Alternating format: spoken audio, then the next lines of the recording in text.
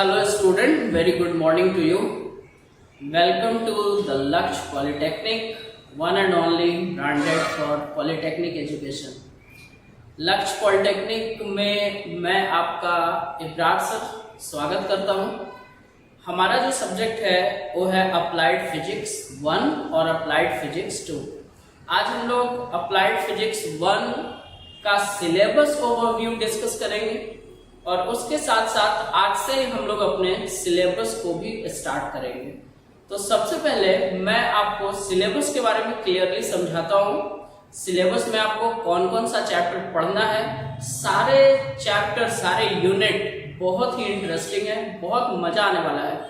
One thing is more बेटा कि ये जो फिजिक्स है ना, physics is the mother of every branch of engineering. Whatever you have electronics and communication, EEE, computer and civil, mechanical, automobile, whatever you have the branch, but the physics is mother of every branch of engineering. तो physics इतना interesting है सिर्फ इस वजह से कि उसने अपने को बहुत एक्सप्लोर करके रखा है। आपको अपने किसी भी ब्रांच पेपर को बेटर करना है तो आपको अपना फिजिक्स बेटर करना पड़ेगा। फिजिक्स में अप्लाइड फिजिक्स 1 की बातचीत होगी आज। यही आपका सिलेबस है, यही आपका सब्जेक्ट भी है। तो मैं आपको इसके सिलेबस के बारे में बताता हूं कि इसका सिलेबस क्या है। सबसे पहले अप्लाइड फिजिक्स 1 में आपको टोटल 6 यूनिट कवर करने हैं। टोटल आपको 6 यूनिट कवर करना है। 1 बाय 1 मैं यहाँ पे चलता हूँ। टोटल 6 यूनिट जो आपके हैं, उसमें जो बेटा पहला यूनिट है वो आप समझिए, जो आपका फर्स्ट यूनिट है वो है physical world unit and measurement. जो आपका फर्स्ट यूनिट है यहाँ पे दैट इज फिजिकल वर्ल्ड, जिसमें आप यूनिट एंड मेजरमेंट के बारे में डिस्कस करेंगे। Unit and measurement. अब इस चैप्टर की क्या स्पेशलिटी है, इस चैप्टर में आपको क्या पढ़ना है ये समझिए। इस चैप्टर में बेसिकली आप फिजिकल क्वांटिटी का डिटेल्ड स्टडी करेंगे। फिजिकल क्वांटिटी हर वैसे क्वांटिटी को बोला जाता है जिसका मेजरमेंट पॉसिबल है। जैसे बेटा लेंथ आप मेजर कर सकते हो। कभी हो सकता है आपसे किसी ने पूछा हो कि बच्चा तुम्हारा हाइट कितनी है, तो आप सिंपली एकदम आराम से ऐसा स्ट्रेट खड़े हो जाते हैं और खुद के सामने फीता लगा के आप उस फीते से खुद को कंपेयर करके अपना हाइट बता देते हो। तो measurement is the process of comparison. Compare करके आप अपना हाइट बताएं, बट हाइट बताने के लिए, लेंथ बताने के लिए आपको मेजर करना पड़ा, इसलिए length is a physical quantity. Okay, now mass. मैंने बोला ये जो मार्कर है यहाँ पे, इसकी मास कितनी है, तो आप बेटा इसको तराजू पे से चढ़ाएंगे, एक साइड में बटखारा रखेंगे, बाट 100 ग्राम 25 ग्राम का, और फिर ऐसे कंपेयर करोगे। Measurement is the process of comparison. Once again आप कंपेयर करके बता रहे हो कि सर जी ये 100 ग्राम का है, तो आपने इसके मास को मेजर किया, तो mass is also physical quantity. Physical quantity की कंप्लीट फैमिली की स्टडी करनी है आपको ये फर्स्ट चैप्टर में, जिसका नाम है physical world unit and measurement. ये जो यूनिट एंड मेजरमेंट आपको दिख रहा है ये चैप्टर, ये यूनिट, इसमें आपको फिजिकल क्वांटिटी की स्टडी करनी है। अब फिजिकल क्वांटिटी के टाइप्स के बारे में हम लोग पढ़ेंगे। तो फिजिकल क्वांटिटी के टाइप्स होंगे फंडामेंटल क्वांटिटी, फिजिकल क्वांटिटी के टाइप्स होंगे डिराइव्ड क्वांटिटी, सप्लीमेंट्री क्वांटिटी। सारे क्वांटिटी का detailed study with definition and उसका यूनिट, उसका फॉर्मूला, सबके बारे में डिटेल्ड स्टडी कराएंगे। ऑलमोस्ट मैं आपको इस चैप्टर में अप्लाइड फिजिक्स 1 हो या अप्लाइड फिजिक्स 2 हो, कंप्लीट जितना 2 सेमेस्टर में, सेमेस्टर फर्स्ट और सेकंड में आपका जितना भी फिजिकल क्वांटिटी का इस्तेमाल होगा, इवन आफ्टर कि आपके हायर सेमेस्टर में भी जो भी फिजिकल क्वांटिटी आपके लाइफ में आएगा, ऑलमोस्ट सबका इंट्रोडक्शन दूंगा मैं, सबका फॉर्मूला बताऊंगा मैं आपको, एंड साथ साथ में उसका यूनिट, उसका डायमेंशन, ये हम कंप्लीट आपको लिखना सिखाएंगे। देन आफ्टर इसी चैप्टर में हम आपको एक बेहतरीन टॉपिक पढ़ाएंगे, डायमेंशनल एनालिसिस। डायमेंशनल एनालिसिस का एप्लीकेशन फिर हम आपको पढ़ाएंगे। बेसिकली 3 एप्लीकेशन होता है डायमेंशन का। एप्लीकेशन नंबर 1 होता है to check the accuracy of an equation. कोई भी फॉर्मूला है, कोई भी इक्वेशन है, जैसे v equal to u plus at, v बराबर u प्लस एटी आपने 9th क्लास में पढ़ा होगा। क्या ये इक्वेशन राइट है? तो ऑफ कोर्स ये राइट है, बट इसको हम लोग डायमेंशन की मदद से चेक कर लेंगे कि इक्वेशन राइट है कि रॉन्ग है। बड़ा इंटरेस्टिंग है ये डायमेंशन। उसके बाद सेकंड यूज जो होगा डायमेंशन का वो होगा to derive the formula of a physical quantity. Physical quantity का फॉर्मूला हम डेराइव कर लेंगे डायमेंशन की मदद से। उसके बाद एक सिस्टम को दूसरे में, एसआई को सीजीएस में, सीजीएस को एसआई में कैसे कन्वर्ट करते हैं डायमेंशन की मदद से, वो हम आपको सिखाएंगे। इसी चैप्टर में बेटा अपने को एरर के बारे में पढ़ना है। Error, the difference between true value and measured value. Error, types of error. Types of error में systematic error, random error, gross error, then after उसका न्यूमेरिकल कैलकुलेशंस, सारा कुछ पढ़ाएंगे। एक्यूरेसी, प्रेसिजन, डिवाइस का बहुत सारा इंफॉर्मेशन देंगे। ये बहुत ही इंटरेस्टिंग चैप्टर होने वाला है। ओके, सेकंड यूनिट पे आते हैं। सेकंड चैप्टर है अपना वो है फोर्स एंड मोशन। सेकंड जो अपना चैप्टर बेटा वो है फोर्स एंड मोशन। इस चैप्टर में हम लोग फोर्स एंड मोशन की पढ़ाई करेंगे, जो अपना यूनिट 2 है। फोर्स एंड मोशन जो चैप्टर है इसमें बेसिकली फोर्स और क्लासिकल फिजिक्स का पार्ट शामिल है। फोर्स क्या होता है, स्पीड, एक्सेलरेशन, डिस्टेंस, डिस्प्लेसमेंट, ये सारा टर्म्स आपका क्लियर होने वाला है। लॉज ऑफ मोशन, मोशन के तीनों law, first law, second law, third law, इसके बारे में आप पढ़ेंगे। उसके बाद आप लीनियर मोमेंटम के बारे में पढ़ेंगे। लीनियर मोमेंटम से रिलेटेड जो ग्राफ है उसके बारे में आप समझेंगे। सेकंड लॉ क्या बोलता है न्यूटन का, थर्ड लॉ क्या बोलता है, उसके best numericals, applications, then after Newton third law of motion. उसके बाद इंपल्स की पढ़ाई आपको इसी में करनी है, इसी चैप्टर में। ठीक है, तो दिस चैप्टर, हाँ one thing very important in this chapter कि आपको वेक्टर का स्टडी भी इसी चैप्टर में करना है।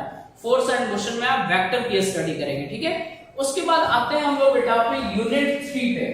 यूनिट 3 में जो आपको डिस्कस करना है वो है बेसिकली वर्क, पावर, एनर्जी। आपको जो डिस्कस करना है वो है वर्क, पावर, एनर्जी के बारे में। आप इस चैप्टर में वर्क, पावर और एनर्जी के बारे में पढ़ेंगे। ये जो चैप्टर है इन्हीं तीनों नाम में सिमट के रह जाएगा, means work, power and energy. Work का डिटेल स्टडी हम आपको कराएंगे और 6 टाइप से वर्क का कॉन्सेप्ट देंगे हम आपको। सबसे पहले वर्क का basic introduction. It is defined as the dot product of force and displacement. Then after work done by variable force. अगर फोर्स वेरिएबल है तो उस सिचुएशन में हम लोग वर्क कैसे फाइंड आउट करते हैं। Then after work done by graphical method. अगर कोई ग्राफ बना के देता है फोर्स वर्सेस डिस्प्लेसमेंट का तो हम लोग वर्क कैसे निकालेंगे। इसी में वर्क के ही टाइप में हम आपको पढ़ाएंगे बहुत important concept, work energy theorem. Total work done is equal to change in kinetic energy. Work done और पोटेंशियल एनर्जी में क्या रिलेशन है, तो ये सारा कुछ आप वर्क से रिलेटेड कंप्लीट स्टडी करेंगे, जो आपको आगे के सेमेस्टर में भी बहुत हेल्प करेगा। Then after power. Simply power क्या होता है, वही जो कोई किसी को दिखा देता है, बट फिजिक्स में वो पावर नहीं होता है यार, ये हमारे लाइफ का पावर है। हम किसी को कुछ भी दिखा देते हैं, पावर है भाई। फिजिक्स में ऐसा नहीं है। फिजिक्स में बच्चा लोग power rate of doing work को बोलते हैं। आप किस रेट में वर्क कर रहे हो। अगर आप कम समय में ज्यादा वर्क कर रहे हो means you have more power.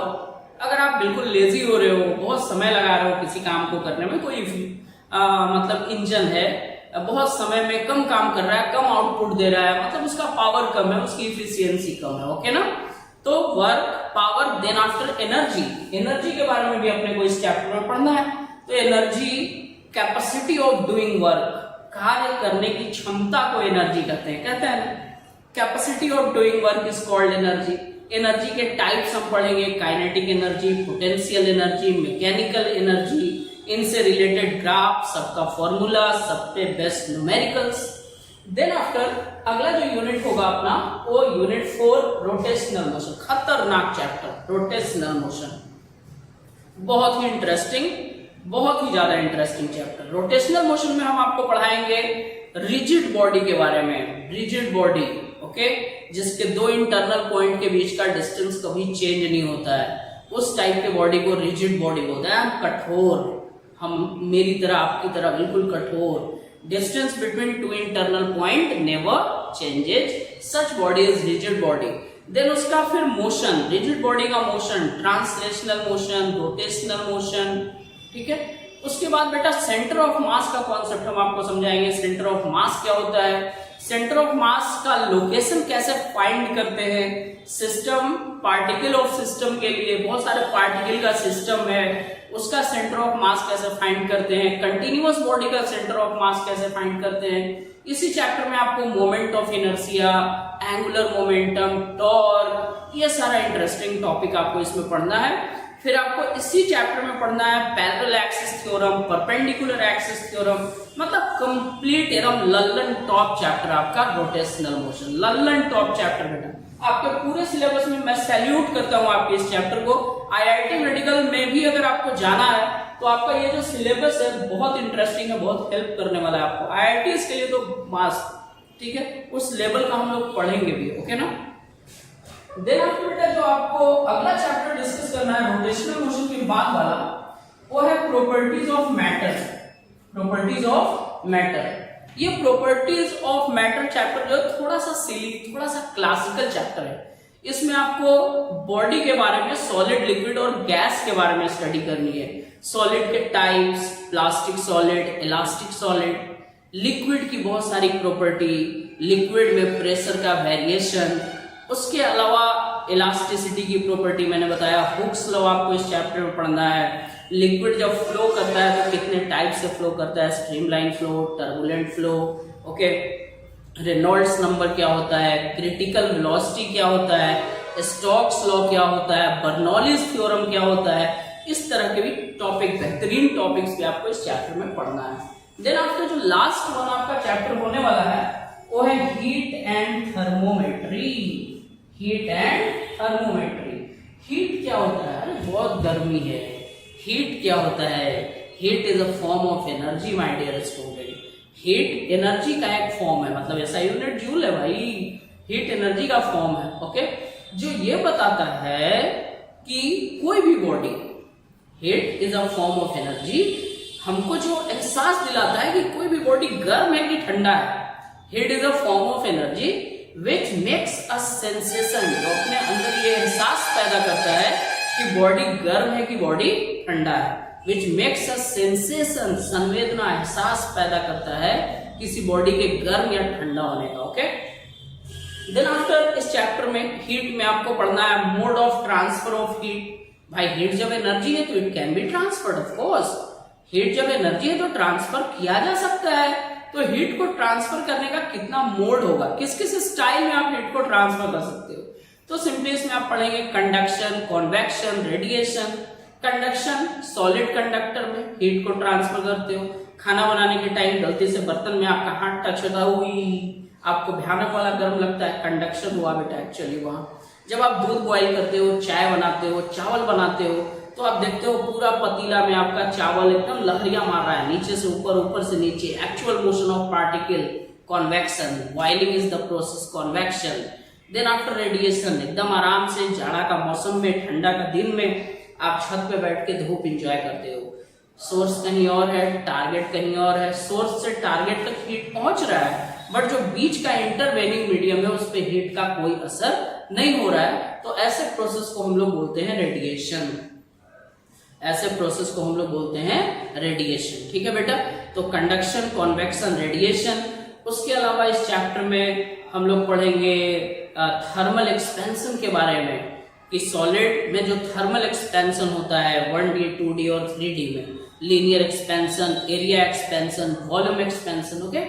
उसके बाद बच्चा लोग इस चैप्टर में बहुत सारे लॉ भी आपको पढ़ना है, ठीक है। हीट को जब हम एक एंड ऑफ कंडक्टर से दूसरे एंड ऑफ कंडक्टर पे लेके जाते हैं तो rate of flow of heat का फॉर्मूला क्या होता है। कुछ थर्मामीटर के बारे में आपको पढ़ना है, थर्मामीटर, ठीक है। थर्मामीटर वही जिससे आप ना किसी भी बॉडी का टेम्परेचर नापते हैं। Temperature, temperature scale, means heat and temperature से रिलेटेड एवरीथिंग आपको इस चैप्टर में डिस्कस करना है। ये था कंप्लीट ओवरव्यू आपके सिलेबस का। नाउ अब हम लोग सिलेबस में प्रोसीड करते हैं, ठीक है। ये आप स्क्रीनशॉट लेना चाहें अपने सिलेबस का तो ले सकते हैं। अब हम लोग अपना यूनिट 1 स्टार्ट करेंगे, जो कि होगा physical world unit and measurement. आप जल्दी से स्क्रीनशॉट लें, फिर मैं चैप्टर पे जाता हूँ।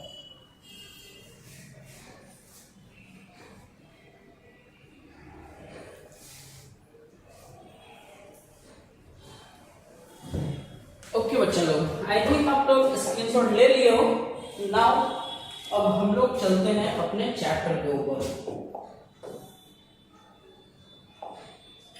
बोर्ड का कलर इट्स गुड, बट थोड़ा चेंज करें क्या?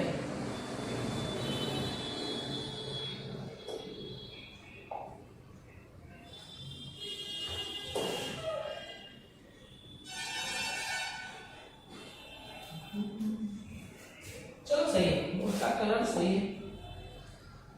फर्स्ट जो अपना चैप्टर है वो है यूनिट एंड मेजरमेंट। पहला chapter unit and measurement.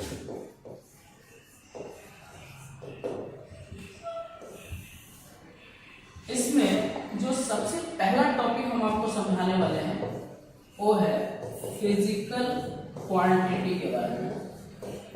Physical quantity first topic यही होने वाला है, फिजिकल क्वांटिटी।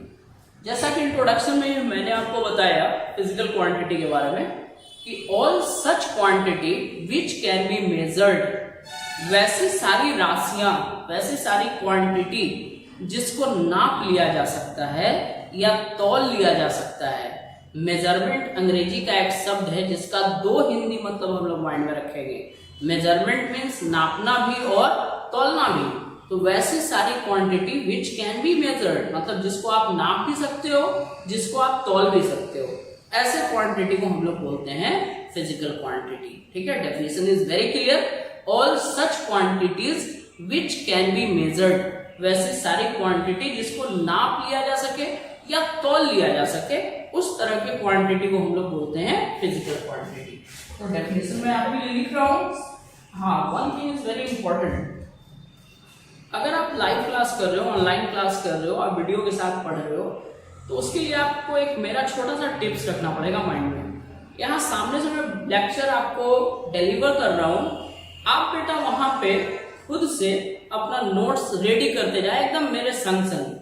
कहीं पे अगर मैं फास्ट होता हूँ तो वीडियो को आप थोड़ा सा पॉज कर लें और आप अपना नोट्स मेरे संग संग में रेडी करें। ठीक है, वैसे तो मैं नोट्स अवेलेबल कराऊंगा आपको, there is no problem. PDF एकदम वायरल होगा आपके पास, हर चैप्टर का पीडीएफ विद न्यूमेरिकल पहुंचेगा। But the best way to learn is कि आपको ना बच्चा लोग अपना नोट्स खुद से क्रिएट करना चाहिए। आप मेरे साथ साथ में नोट्स क्रिएट करें, मजा आएगा, आपको भी अच्छा लगेगा, आप भी कुछ मेहनत करेंगे, हमारा साथ साथ आप भी काम करोगे। ठीक है, तो क्या है फिजिकल क्वांटिटी, डेफिनेशन राइट करते हैं। मैंने बोला फिजिकल क्वांटिटी के बारे में कि all such quantities, all such quantities which can be measured, which can be measured, all such quantities which can be measured are called या called as physical quantity, called as physical quantity। इसको बच्चा लोग हम लोग physical quantity बोलते हैं। Okay जी, अच्छा, physical quantity का बहुत सारा एग्जाम्पल है बेटा। जैसे आप मास मेजर कर सकते हो, लेंथ मेजर कर सकते हो, घड़ी से आप टाइम मेजर कर सकते हो, थर्मामीटर से आप बॉडी का टेम्परेचर मेजर कर सकते हो, स्पीडोमीटर से आप स्पीड मेजर कर सकते हो। तो ऐसी सारी क्वांटिटी जिसका मेजरमेंट हो जाए उसको हम फिजिकल क्वांटिटी बोलेंगे।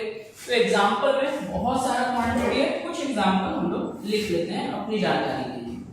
जैसे एग्जाम्पल आप माइंड में रखेंगे, एग्जाम्पल हो गया आपका मास, लेंथ, टाइम, टेम्परेचर, बहुत सारा क्वांटिटी में चलो it is. Okay, definition right कीजिए, फिर आगे हम आपको और इसका डिटेल से बताते हैं।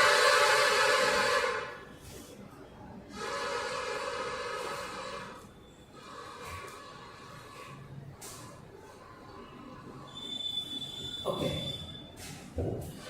नाउ कभी भी आप कोई भी फिजिकल क्वांटिटी को देखो, कोई भी फिजिकल क्वांटिटी की मैं बात कर रहा हूं, आप ये नोटिस करेंगे, जैसे मैंने बोला कि बच्चा मेरा एग्जाम्पल में ये सारा बात समझो कि मास बताओ किसी बॉडी का, और तुम लिख दिए 10। हमने पूछा कि कोई बॉडी है उसका मास बताओ, आप मास मेजर किए, बिकॉज फिजिकल क्वांटिटी है तो आपको मेजर करना पड़ेगा। आपने मास को मेजर किया और आपने आंसर दिया 10, ठीक है जी। क्या ये आपका आंसर 10 वैलिड आंसर है? क्या ये आपका आंसर मान्य है? द आंसर इज नो, आपका आंसर मान्य नहीं है। लेकिन अगर आप आंसर देते हो 10 kg, now this answer is completely perfect, एकदम सही बोला आपने, किसी ऑब्जेक्ट का मास 10 kg हो सकता है, ठीक है। अगर आप मान लो तुमसे पूछे किसी बॉडी का लेंथ बताओ भाई, तो लेंथ भी फिजिकल क्वांटिटी है, आप मेजर करके लिख दिए सिर्फ मीटर, तब भी आपका आंसर वैलिड नहीं है। मीटर कितना मीटर? 2 मीटर, 5 मीटर, 10 मीटर, कितना मीटर? अगर यहाँ पे आप लिख दिए 2 metre, now your answer is completely perfect and valid. अब यहां से आप नोटिस करें कि जब आप किसी भी फिजिकल क्वांटिटी को राइट करते हो तो उसमें दो चीजें होती है, एक कुछ एक नंबर होता है और दूसरा कुछ बेटा ये अल्फाबेट में लिखा होता है।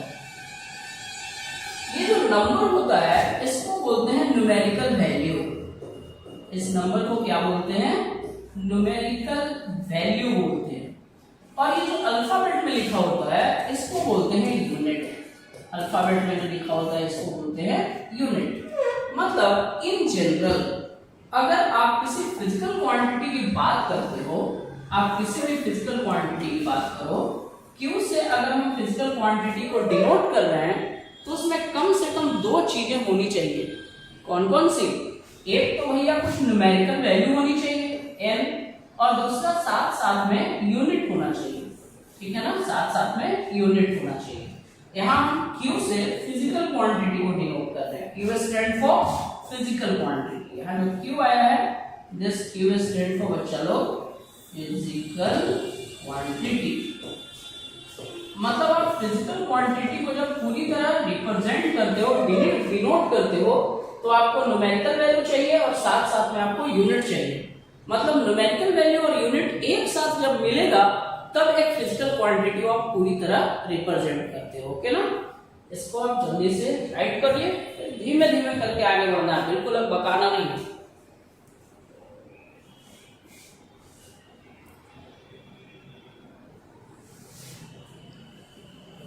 ओके, तो ये जो मैंने आपको यहाँ पे मैथमेटिकल फॉर्म में बताया Q बराबर m इंटू यू, इसका लैंग्वेज क्या मैंने बोला? इसका लैंग्वेज मैंने बोला कि any physical quantity can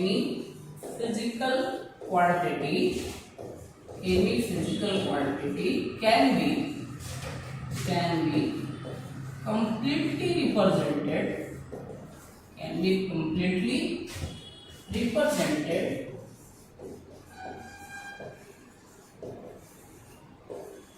with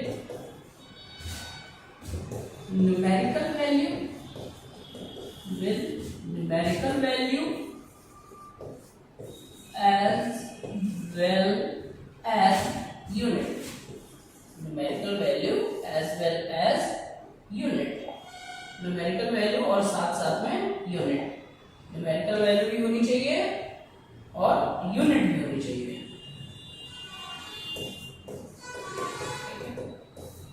अच्छा, एक और बात बताइए, छोटा सा एक और हम आपसे डिस्कशन करना चाहेंगे।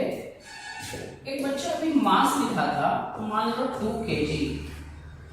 कोई दूसरा बच्चा उसी मास को 2000 ग्राम भी लिख सकता है, 2000 ग्राम भी लिख सकता है। बात तो वही है, बताओ सेम बात तो वही है ना बेटा, 2 kg बोलो या 2000 ग्राम बोलो। हाँ, प्रॉब्लम ये है कि एक बंदे के पास केजी वाला बटखारा था, एक के पास ग्राम वाला था भाई। एक के पास मेजरमेंट केजी में करने का जुगाड़ था, एक के पास ग्राम में, बट मैटर इज सेम। इसी तरह से अगर कोई लेंथ लिखता है 5 मीटर, क्योंकि उसके पास है मीटर स्केल, किसी के पास है सेंटीमीटर स्केल, तो इसी को क्या लिखेगा 500 सेंटीमीटर। अब यहां पे देखो कि एक ही फिजिकल क्वांटिटी को जब दो अलग अलग यूनिट में राइट किया जा रहा है एक ही फिजिकल क्वांटिटी को जब तो अलग अलग यूनिट में, यहां देखिए मास वही है, केजी में डिनोट किया, यहां ग्राम में डिनोट किया, लेंथ वही है 5 मीटर, बट यहां मीटर में डिनोट किया, यहां सेंटीमीटर में डिनोट किया। मतलब कोई भी फिजिकल क्वांटिटी को जब दो अलग अलग यूनिट में डिनोट किया जा रहा है, तो जहां पे बेटा न्यूमेरिकल वैल्यू छोटा है वहां यूनिट बड़ा है। जहां न्यूमेरिकल वैल्यू छोटा है वहां यूनिट बड़ा है, और जहां यूनिट छोटा है वहां न्यूमेरिकल वैल्यू बहुत बड़ा है। जैसे यहाँ पे केजी और ग्राम में आप बताओ भाई, केजी सही में बड़ा, केजी बड़ा यूनिट, ग्राम से तो बहुत बड़ा, ठीक। तो केजी बड़ा यूनिट, उसके साथ छोटा न्यूमेरिकल वैल्यू 2, ग्राम छोटा सा यूनिट, बड़ा न्यूमेरिकल वैल्यू 2000।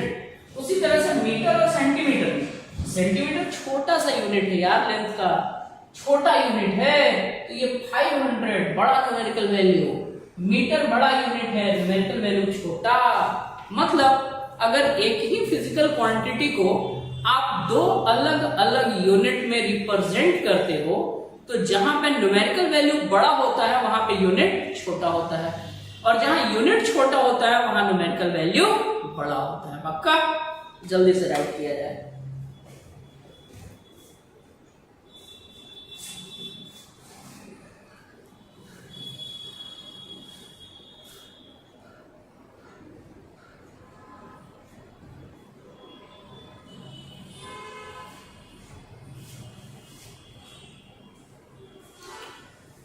चलिए, ये बात जो भी मैथमेटिकल फॉर्म में है, Q बराबर N1 U1 equal to N2 U2, इसको हम करते हैं थोड़ा लैंग्वेज में, ये आपके इधर भेजे में घुस रहा है, पूरा बात भेजा में होना चाहिए। मैंने बोला कि when any physical quantity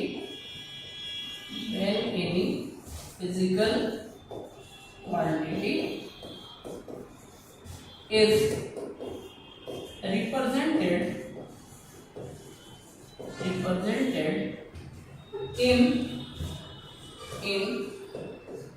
two different units,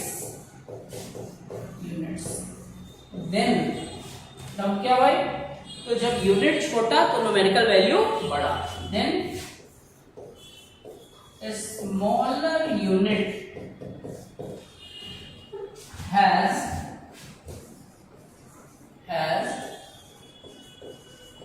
large numerical value,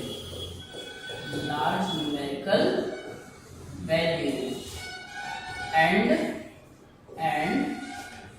larger unit, बड़ा वाला unit, larger unit has a smaller numerical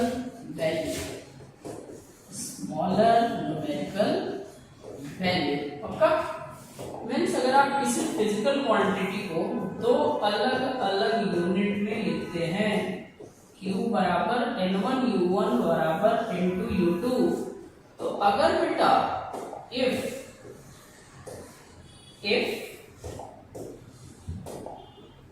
U1 is greater than U2, U1 बड़ा तो N1 छोटा, this implies N1 is less than N2। और आप ऐसे भी बोल सकते हो कि अगर U1 छोटा हो गया, U1 is less than U2, अब U1 छोटा मतलब N1 बड़ा, N1 is greater than N2। I hope कि डेफिनेशन राउंड में आपको इतना कुछ माइंड में रखना पड़ेगा फिजिकल क्वांटिटी का।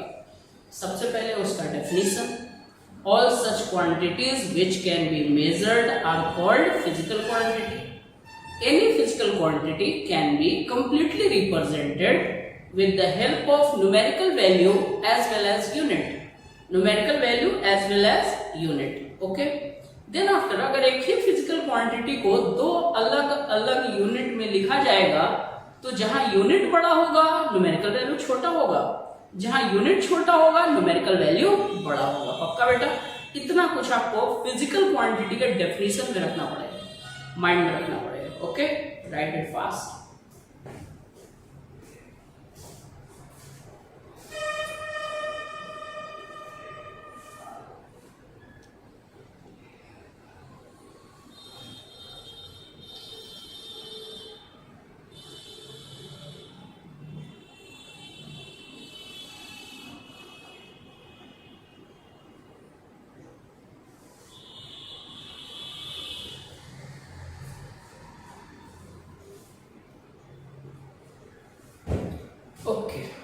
अब हम लोग आगे बढ़ते हैं बेटा। अब हम आपको समझाएंगे सिस्टम ऑफ यूनिट्स के बारे में। System of units, system of unit क्या है समझते हैं। सबसे पहले तो आप ये जानो बेटा कि यूनिट क्या है। तो unit is a standard of measurement of any physical quantity. किसी भी फिजिकल क्वांटिटी को मेजर करने का जो तरीका होता है, जो पैमाना होता है, उस तरीके को हम लोग बोलते हैं यूनिट। जैसे लेंथ को मेजर करने का बहुत सारा तरीका है। आप लेंथ को मीटर में मेजर करो, सेंटीमीटर में करो, kilometre, decimetre, decametre, okay, inch में करो, फीट में करो, अपने हाथ से नाप लो 3 हाथ 4 हाथ, रस्सी से लगा के नाप लो 1 रस्सी 2 रस्सी। समझ रहे हो ना? समझ रहे हो ना? फिजिक्स मत फील, फिजिक्स मतलब माय डियर स्टूडेंट फील। आपको फील आनी चाहिए फिजिक्स में, समझ आनी चाहिए आपको। तो मैंने बोला कि लेंथ को मेजर करने का इतना सारा पैमाना है अपने पास, metre, centimetre, decimetre, decametre, kilometre, inch, feet, बित्ता से नाप ले भाई तू, 1 बित्ता 2 बित्ता। तो यूनिट मतलब किसी भी फिजिकल क्वांटिटी को नापने का तरीका, पैमाना, उसी को यूनिट बोलते हैं। मास को मेजर करने का बहुत सारा पैमाना है ना? केजी, ग्राम, पसेरी, पौवा, समझ रहे हो ना? इन सारे तरीके से मास को मेजर कर सकते हैं। तो ये सारा पैमाना, ये सारा तरीका मास का यूनिट है। तो सबसे पहले स्वीट सा डेफिनेशन लिख ले बेटा कि यूनिट का।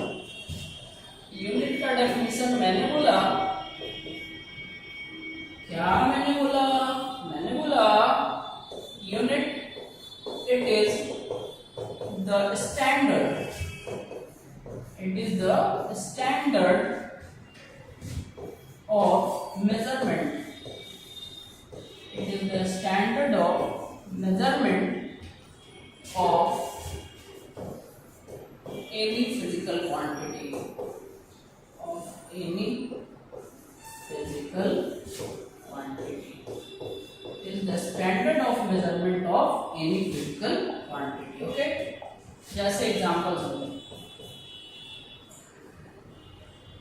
केजी, ग्राम, उसके बाद बहुत सारा यूनिट है, केजी, ग्राम हो गया, पसेरी हो गया, ये सब आपका किसका एग्जांपल जाएगा? यूनिट ऑफ मास का। मीटर, सेंटीमीटर, ये सब एग्जांपल किसका होगा? लेंथ का। फारेनहाइट, केल्विन, डिग्री सेल्सियस किसका यूनिट होगा? टेम्परेचर का यूनिट होगा।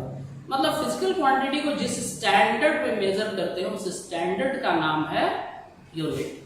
नाउ सिस्टम ऑफ यूनिट कहते हैं। ये सिस्टम ऑफ यूनिट क्या है? तो बेसिकली आपको ना बेटा 3-4 सिस्टम ऑफ यूनिट माइंड में रखना पड़ेगा, जिसमें पहला सिस्टम ऑफ यूनिट आपको माइंड में रखना है सीजीएस। ये जो सीजीएस सिस्टम ऑफ यूनिट है, इसमें सी बोले तो सेंटीमीटर, और सेंटीमीटर क्या नापेगा? लेंथ नापेगा। जी बोले तो ग्राम, जी बोले तो ग्राम, ये ग्राम क्या नापेगा भाई? मास नापेगा। और लास्ट में आ जाए एस, एस बोले तो सेकंड, एस बोले तो सेकंड, ये क्या नापेगा? तो बेटा ये टाइम नापेगा, ओके? उसके बाद जो सेकंड सिस्टम आपको समझना है यूनिट का, वो है FPS. FPS, FPS, F stand for foot, foot length measure करेगा, क्या बात है। P stand for pond, P stand for pond, क्या मेजर करेगा? ऑफ कोर्स मास। आज भी देखो केक खरीदने जाते हो ना, आप केजी में नहीं बोलते, आप पॉन्ड में बोलते हो, भैया 1 पॉन्ड का केक दे दो, 2 पॉन्ड का केक दे दो। तो पॉन्ड मास को मेजर करता है। एस बोले तो बेटा सेकंड वंस अगेन, और सेकंड क्या मेजर कर रहा है? टाइम मेजर कर रहा है, ओके? राइट करिए।